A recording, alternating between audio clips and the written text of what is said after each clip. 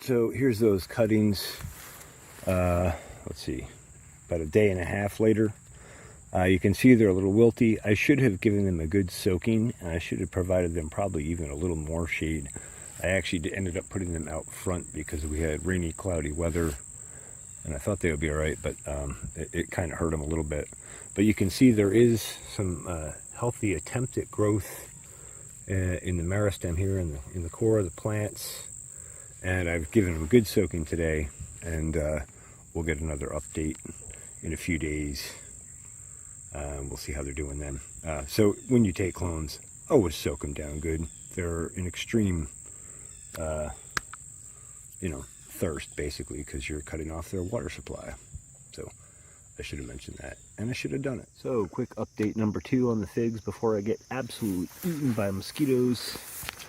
This is the one that was tucked back in the shade more, and you can see that's in a lot better shape. We've also had slugs coming in here like absolutely crazy. I don't know, there's not much I can do about that. I plucked a bunch off, but clearly we're not going to be able to get rid of them. But we do have some, what looks like turgor pressure in some of the smaller leaves there, so it looks like some of these are taking, if not all. Let's hope that that trend continues, and I might move these just to get the damn slugs away from them. All right, just a quick. So here we are, 4 days from taking cuttings, and I would say, looking at these plants, so far so good. I would say we're successfully rooting. I'm sure we're not rooted yet. Just a quick update. I did pluck all the slugs off of these and off the containers and everything. I really didn't want them being introduced into anything, so I plucked them clean and put them up here on the aluminum table, because slugs won't attack anything that's conductive.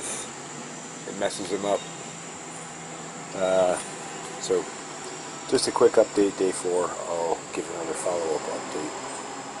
And since we're doing sort of a tour video, I'll just give you a quick glaze through over the new fig cuttings. You can see those all appear to be taking. So, so far so good. Okay, I'm going to start with another update on the figs here. And then I'm going to go into a little bit finer detail about propagating plants in general. Some general rules that'll finer tune your propagation abilities and techniques, and in doing so increase your degree of success. I've been taking cuttings of multiple different plants for a very long time. I've had really good success in the past. In the last year and a half or so, since I've come back to it, I've had varying success, but not nearly as good as in the past. And a big part of that was my technique. I dropped a couple of techniques because I was getting sloppy. First of all, I want to point out that these figs are starting to take from their cuttings. I believe I took the cuttings on Sunday afternoon. This is Saturday, the following Saturday, so 6 days later. And we actually have new leaf growth coming on. Some of these, you can see another shoot coming on here. See if I can zoom in to that for you. Here, let me.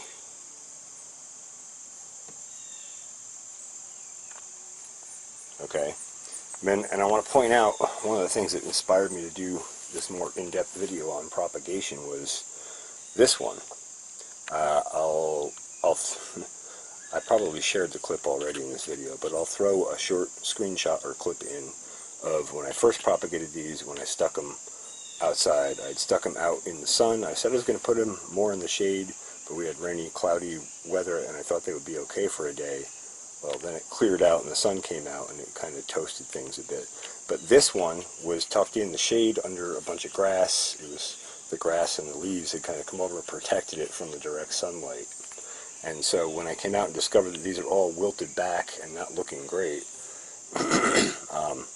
I immediately moved them around to the shady side of the plants there, and I gave them a good watering. I should have given them a good watering right off the bat, but I felt the soil was moist enough and it would be okay, but clearly that wasn't really the case. So tips are, immediately after you take a clone propagation or scion propagation, that's where you take a live cutting off a plant, you should water it in thoroughly. I would do that with good inoculants if you have them, stuff like BioCoat Gold, Biogenesis, Spectrum DS, Spectrum Extra, Spectrum PSB. These products are all available through Advancing Eco Agriculture's website. They are geared at larger farming operations. You might be able to find smaller amounts of them, and they tend to be a bit expensive, but they, trust me, are well worth it. Alright, so with good inoculants, and I would recommend you use a rooting hormone. Be careful when you're using rooting hormone. Do not get it on your hands. You probably should wear latex gloves or something, or if you're not, make sure that you do your cloning operation very quickly, and immediately after doing so, clean your hands, clean whatever containers had rooting hormone in them.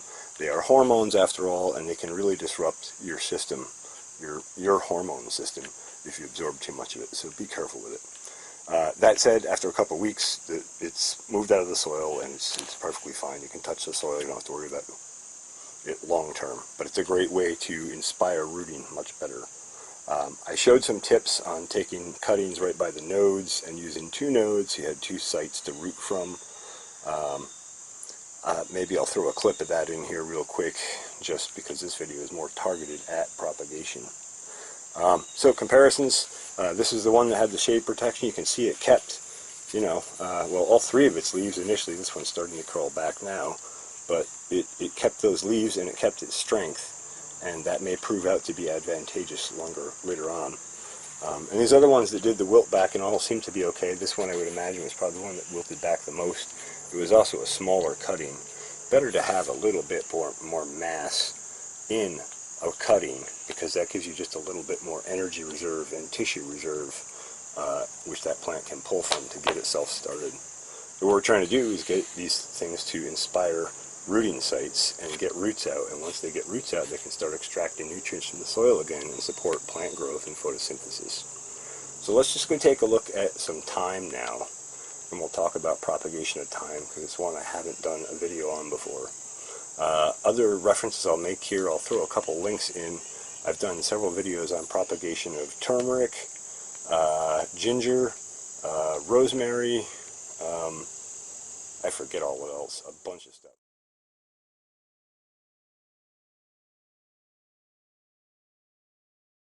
So I'll throw a couple of links in that stuff, and you can always search my channel. Go to my channel, go in the search bar all the way at the right. You can search my channel specifically for anything like that. So let's go take a look at the thyme now. Okay, so this is the thyme plant that I showed back in, I don't know, February, March, something like that, in one of the controlled environment videos. I got this at Atmospherica Farms, and apparently I transplanted this on January 23rd. And this was a tiny little plant in a tiny little starter pot, and I foliar fed it and cared for it, and I made a good soil mix for it to be in, and it is flourishing very well. And I have to say, I've been cutting some of this every night along with some rosemary for cooking, and man, what an awesome herb. If you don't know about thyme, go and look up the properties of thyme. It's antibacterial, antimicrobial, antiviral, antifungal. It's excellent for helping fight Lyme disease, paired with other natural things. It's just a super plant. It's great for helping alleviate allergies. I could go on and on. My point is about propagation though. So thyme propagates really easily, and I'll show you that right here. You can see right here where this part of this plant laid down on the soil top, and with the watering and the rain, that soil kind of surrounded that part of the plant a little bit. Apologize for my horrible camera work. And you can see that that stem is now rooted. So that's how easy thyme propagation is. I will say, starting from seed, it's you have to be patient. It's a lot like basil. You got to keep it wet and just kind of keep an eye on it. But this scion propagation is so easy with it. So here, we can just basically take this up to the stem of the base of the plant, pinch it off, basically rip it off, and we can reach in here and kind of loose the roots free a bit, kind of tease them out so we don't tear too much root off. And now we have a rooted thyme plant, just like that. And we go into something else. I'm not even kidding how easy this is. I'm horrible with the camera work today, sorry, but here we go. We push it in, we patch it in. Sorry, the daddy long leg's crawling on my arm. And there you go. That's a new thyme plant rooted, and that will bush out like this does. So you could take like a 5-gallon bucket or a planter like this, drill a bunch of holes in it, plant a bunch of thyme cuttings in it, and have basically a bush container of thyme to cut at anytime you want. So just some tips about propagation for figs and for thyme, and especially on taking cuttings. I do want to go back real quick and we'll look at one other thing about cuttings, about controlling the environment. So as I showed before, we were talking about that subtle difference in environment where the sun was hitting the plants and they wilted after the cutting, and the one plant that didn't get the sun didn't wilt out and actually kept all of its leaves. The leaves have fallen off of these. So what is the reason for that? The reason for that is lack of exposure to intense sunlight, which dries it out, under a high stress situation where it doesn't actually have roots to support nutrition, water flow, nutrient flow, exudate flow out to the soil.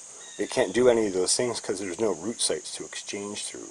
So one of the other things that we try to do when we take clone propagation or scion cuttings is control the environment. And that's a very important part of it. And that's what I was talking about with the shading. But if you're cloning inside or you have a hot, dry environment around you, you might be better off to take something like a jug, a plastic jug, and cut the bottom off and set it over with just a little bit of hole in the top, a little opening lid. And then in that way, you could actually give it a humidity dome to help keep the humidity high. Because what we're trying to do is keep the humidity around the plant high enough that it doesn't exchange too much of its moisture out to the air and die because there's not enough moisture for the cells in that tissue culture. So I just wanted to make a point about that because that's a very important point. So I would say, looking at the figs here, we might very well be 100% propagation, might be 80 if this one doesn't make it. But looking at it, it looks like it's going to be 100% propagation. That's excellent. My previous cutting work in the past 8 months or year and a half, whatever it is, has been more in the 50% range of success. And that can be really frustrating to go take, 25 cuttings of something and lose 12 or 13 of them. Makes a lot of extra work. So what I'm saying is control the environment, pay close attention to the details that I pointed out to you today, and it'll improve your success. But one other point I'll make with this, these were put in like, I don't know, a week or so ago, and you can see they're starting to take, and you can actually see new growth in the tips. If I could get a zoom here with the sun working. With the sun working with me. And you can start to see new growth in the tips.